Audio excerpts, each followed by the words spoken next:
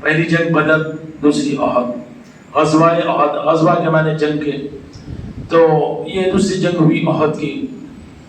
اور انہوں نے کیا کیا کفار مکہ نے، جب ان کو یہ معلوم پڑا کہ بھئی پہلی جنگ میں جو لوگ اسلام کی طرف سے لڑے انہوں نے 70 سے زیادہ کفار کو وصل جہنم کیا، اس میں مولا کائنات علی مرتضیٰ علیہ السلام نے 30 سے کم و بیش کفار کو جہنم وصل کیا، اور 35 کے قریب حضرت رسول اللہ کے چچا حضرت سیدنا حمزہ علیہ السلام نے آپ پر یعنی انہوں نے وصل جہنم کیا۔ تو یہ لوگ ایک آدمی کو ہائر کر کے لائے کہ بھئی یہ 2 آدمیوں کو دیکھ لینا، یہ 2 آدمیوں تو ہم جیت جاتے، ایک علی کو ایک حضرت حمزہ کو، ماں باقی کوئی بات نہیں ہم دیکھ لیں گے۔ تو بڑی شہرت ہوئی جنگ کی، بڑے بڑے انعامات دیے گئے کہ یہ 2 لوگوں کو قتل کر دیں گے، انعامات۔ تو جنگ کے لیے نکلے وہ وہاں سے، اور جب مدینہ منورہ سے پہلے قیام کیا تو ایک ایسی جگہ جہاں وادی ابوا کے نام سے ہے، جہاں پہ رسول اللہ صلی اللہ علیہ وسلم کی والدہ ماجدہ کی قبر مبارک ہے، آپ کی قبر مبارک۔ تو جب یہ قافلہ وہاں ٹھہرا، اوپر ایک چٹان جیسی ہے، لوگ گئے کہ زیارت بھی کریں، ذرا سا اونچا، تو اتفاق کی بات ہے کہ اللہ بتانا چاہ رہا تھا کہ بھی قبر بناتے کون توڑتے کون۔ اور اس سے گزشتہ جمعہ بھی میں آپ سے بیان کیا تھا یہ، تو اب یہاں پریکٹیکل آپ دیکھ لیں کہ جب یہ کفار مکہ کا قافلہ پڑاؤ ڈالا اس مقام پہ، تو لوگوں نے دیکھا کہ سب خالی ہے، ایک ٹیلے پہ ایک قبر ہے۔ تو ہندا نے پوچھا یہ قبر کس کی ہے؟ تو لوگوں نے کہا کہ یہ محمد صلی اللہ علیہ وسلم کی والد واجدہ کی ہے، نشان تھے اس پہ۔ تو اس نے بھالا لیا، دشمنی اتنی تھی اس کو، اور بھالا لے کے رسول اللہ کی والد ماجدہ بی بی آمنہ سلام اللہ علیہ کی قبر مبارک کو بھالے سے توڑ دیا۔ اتنی دشمنی تھی، قبر بھی نہ توڑے۔ اور آج بی بی فاطمہ سلام اللہ علیہ کی جو مزار مبارک کو شہید کرے، ان کا بھی مسلک کیا ہے، ان کا بھی کس سے تعلق ہے، یہ سامنے آ گئی بات۔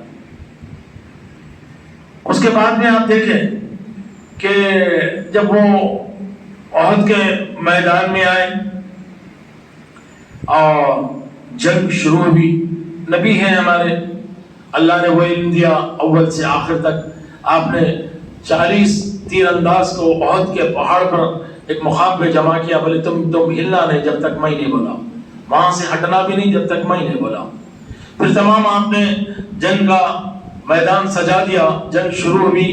پہلی یعنی فرسٹ اٹمپٹ میں، فرسٹ جو ہاف تھا، پہلی جو جنگ شروع ہوئی اس کے پہلے حصے میں مسلمان غالب آ گئے، تیر ایسے چلائے کہ یہ لوگ اس بات پہ مجبور ہو گئے کہ اب یہاں سے پیچھے ہٹنا شروع ہو گئے، کفار مکہ پیچھے ہٹنا شروع ہو گئے۔ بڑا درس ہے جنگ احد میں، یاد رکھیں آپ۔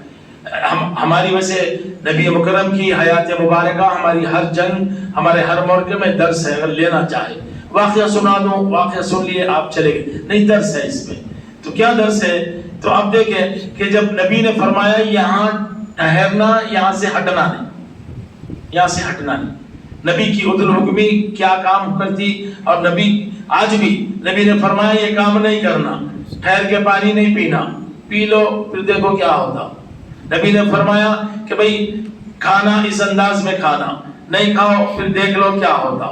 یہاں ایک پریکٹیکل ہو گیا، دوسرا بھی ہوتا زندگی میں ہمارے، مگر محسوس بعد میں ہوتا ہو، جب صحت خراب ہو جاتی تو معلوم ہوتا کہ آج غیر قومی بولے کہ بھئی پانی 3 گھٹ میں ٹہر کے پیے اور بیٹھ کے پیے تو نہ گردے فیل ہوتے، نہ ہاضمہ اچھا ہوتا، اور یہ جو منہ میں تھوک ہے یہ پانی کے ساتھ اندر جانے سے ہاضمے کا کام کرتا، ایسا کڑ پیے تو نہیں ہوتا ایک ساتھ۔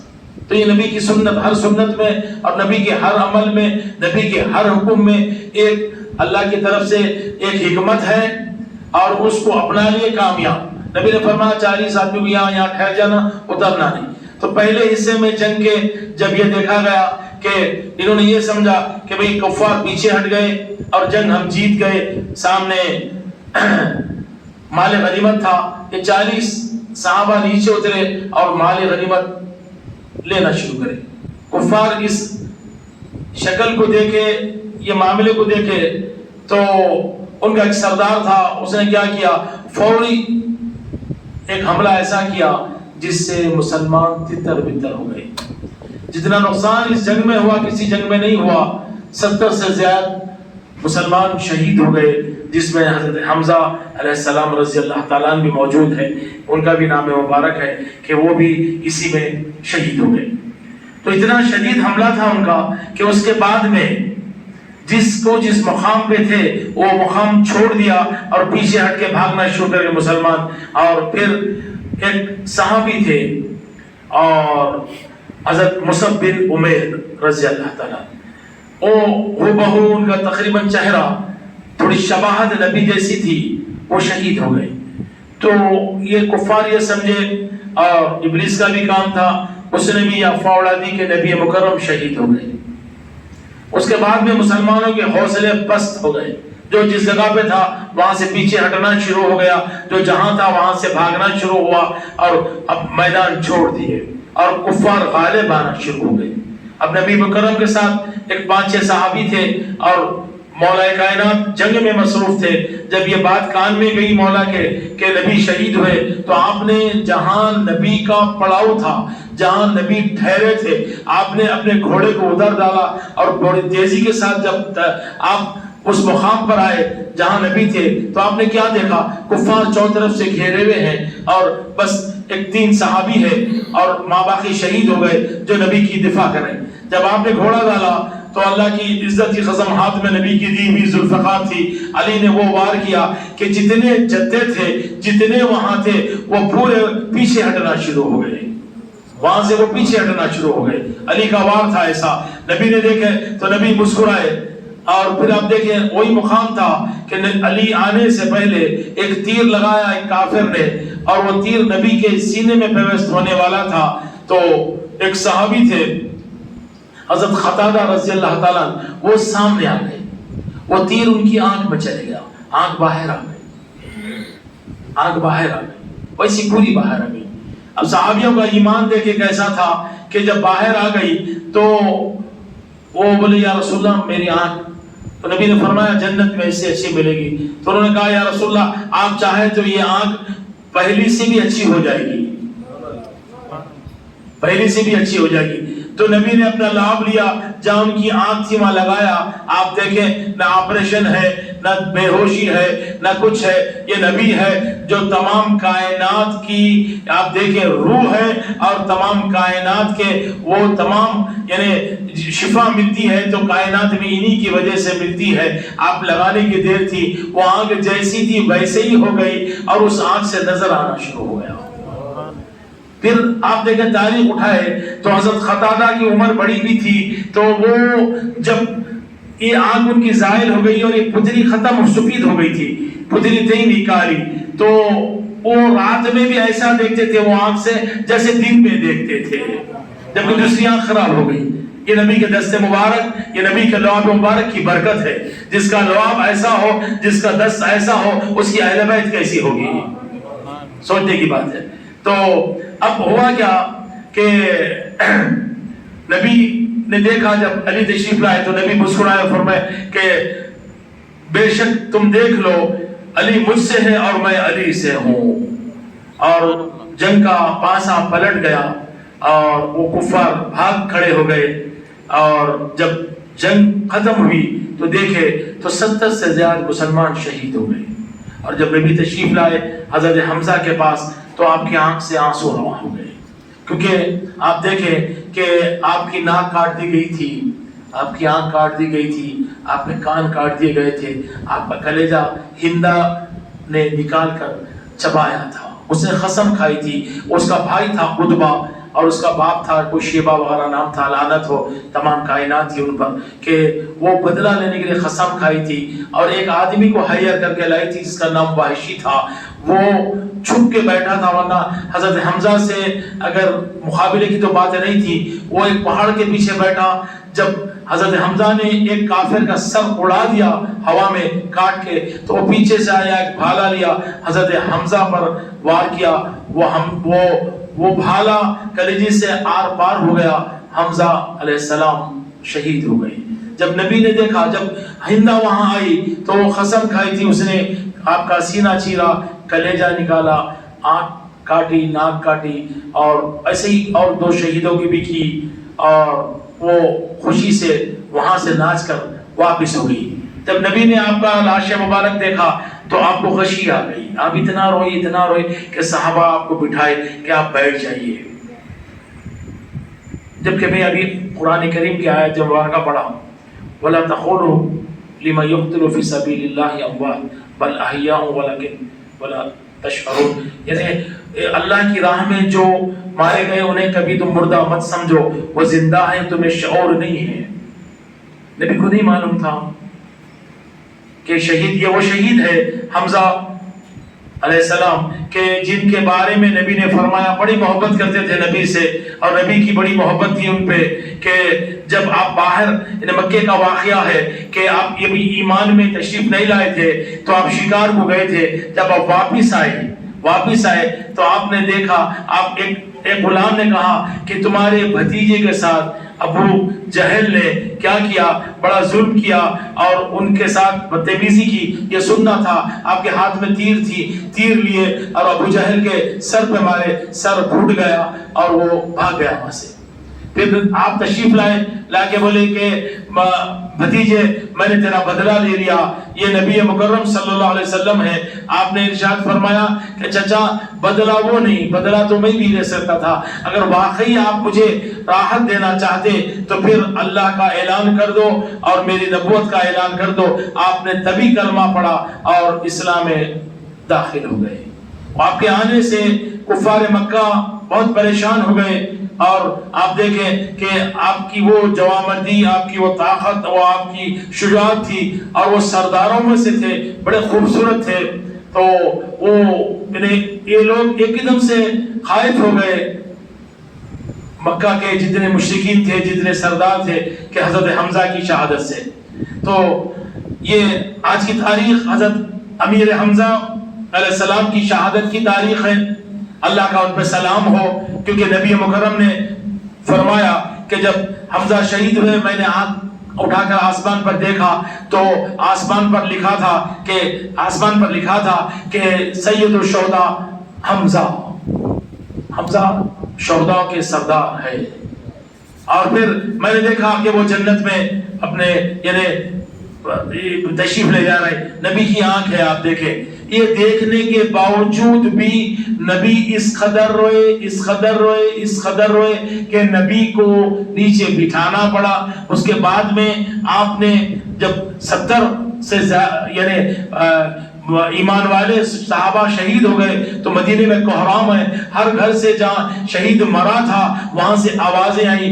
نبی نے کیا کیا، پوچھا کہ میرے چچا کا تو عالم یہ ہے کہ اس کی میت کے ساتھ، اس کی جس میں اتھر کے ساتھ یہ بدتمیزی کی گئی، اور پھر ان کے گھر میں کوئی رونے والا بھی نہیں ہے۔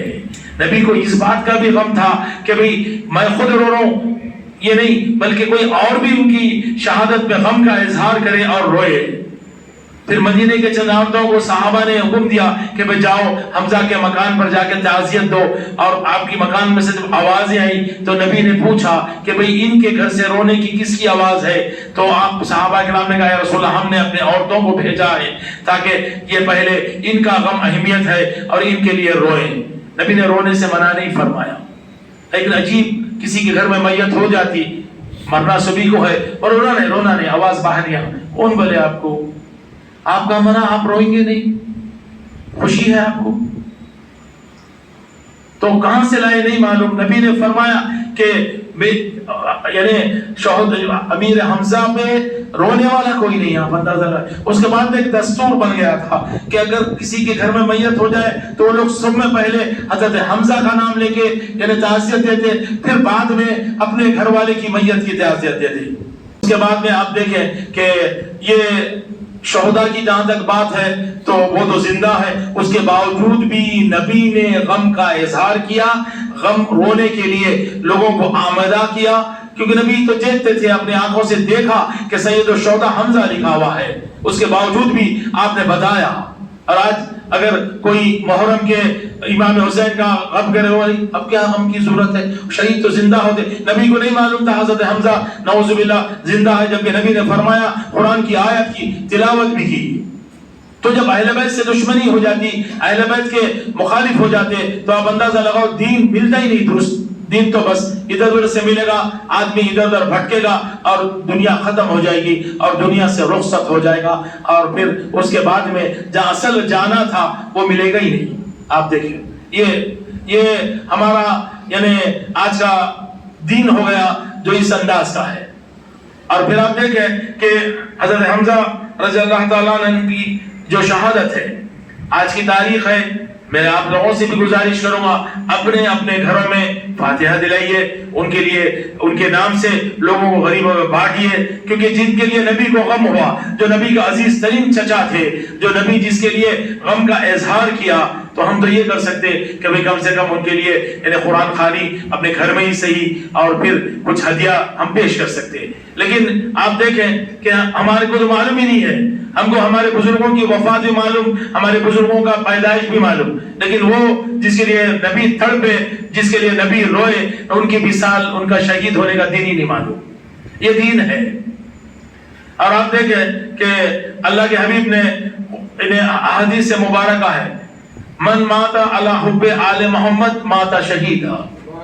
اب جو لوگ شہید، اب ہم آپ کو میرے کو یہ موقع نہیں ہے کہ اللہ دے شہید شہداء کا، کیونکہ جنگ کا معاملہ ہی نہیں ہے، تو اب نبی نے اس کے لیے آسان فرما دیا، فرمایا کہ جو میری آل محمد اہل بیت کی محبت میں مرا، جسم حالانکہ کہاں مرا، بستر پہ مرا، طبعی موت مرا، مگر وہ شہید مرا۔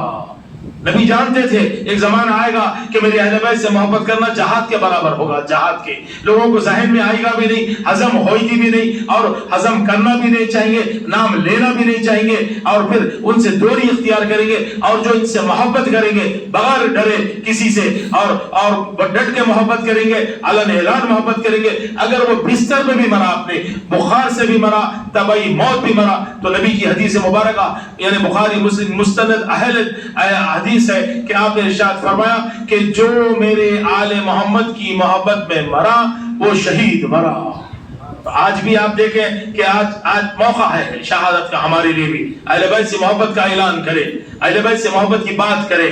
آج بھی اہل بیت سے ظلم ہے، آپ اندازہ لگاؤ، آج بھی کائنات میں کوئی ایسی خبر نہیں ہوگی جس پر اتنے پیسے خرچ ہو کہ ان وہاں جانے نہ دیں اور وہاں پر یعنی اس کی حفاظت کریں، وہاں جانے سے روک دیں۔ آج بھی ہے بقی میں، کسی لیے ہے؟ انہی کے لیے ہے، لوگ یہ چاہتے کہ یا نہ جائے ان لوگوں کا۔ تو آپ دیکھیں اللہ نے بتا دیا، یہ اپنی اصلیت پہ آ گئے اور بتا دیا کہ ان کا دین کیا ہے، ہمارا دین کیا ہے، یہ دین کیا لے کے آئے تھے، اور آج یہ کہاں کھڑے ہوئے ہیں۔ الحمدللہ ہم اللہ سے، اس کے رسول سے، اس کی اہل بیت سے، اولیاء سے ہم محبت کر کے بتا دیے کہ دیکھو یہ ہمارا ایمان ہے اور یہ تمہارا ایمان ہے، تم کہیں اور چلے گئے، ہم تو وہیں ٹھہرے جہاں ٹھہرے تھے۔ یہ اللہ کی طرف سے بڑا انعام ہے، اللہ کی طرف سے بڑی ہمارے پہ اللہ کی عنایت ہے۔ تو آپ دیکھیں کہ اللہ سے یہ دعا کرنا چاہیے کہ بار الہ ہم کو وہ راستہ عطا کر، یعنی خود سورہ فاتحہ میں ہے کہ ان کے راستے پر چلا جس پر تو نے انعام فرمایا، نہ کہ ان پہ جس پہ تو مغضوب یعنی غضب ہوا، اور نہ گمراہوں کے۔ اللہ کے حبیب نے بتا دیا، میں دو گرہ حدیث سغلین، دو گرہ خدر چیزیں چھوڑے جا رہا ہوں جو ایک سے افضل، ایک سے برتر ایک ہے، ایک قرآن، ایک اہل بیت، تم ان دونوں کو تھام لو، تم ہرگز گمراہ نہیں ہو گئی۔ تو گمراہ سے بچنا ہے تو تھامنا پڑے گا، قرآن بھی تھامنا پڑے گا، اہل بیت بھی تھامنا پڑے گا۔ الحمدللہ پھر گمراہی ہمارے قریب بھی نہیں آئے گی، ہم سے دور ہو جائے گی۔ اب اگر یہ پیغام جائے گا آپ دیکھیں کہ تو پھر الحمدللہ نسل نبی نے فرمایا کہ اپنی اولاد کو 3 باتوں کی تعلیم دو، ایک مجھ سے محبت کی، ایک میرے اہل بیت سے محبت کی، ایک قرآن کی۔ اب یہ اگر نہ دیں گے تو پھر کیا تعلیم دو گے؟ آپ دیکھیں تو معلوم یہ ہوا کہ ہر آدمی جب اہل بیت اطہار اور ان کا ذکر کرے گا، اپنی اولادوں کو بتائے گا، اولاد صالح بھی ہوگی، نیک بھی ہوگی، اور پھر اللہ ان کی نسلوں پر فضل بھی کرے گا، کرم بھی کرے گا، برکت بھی دے گا۔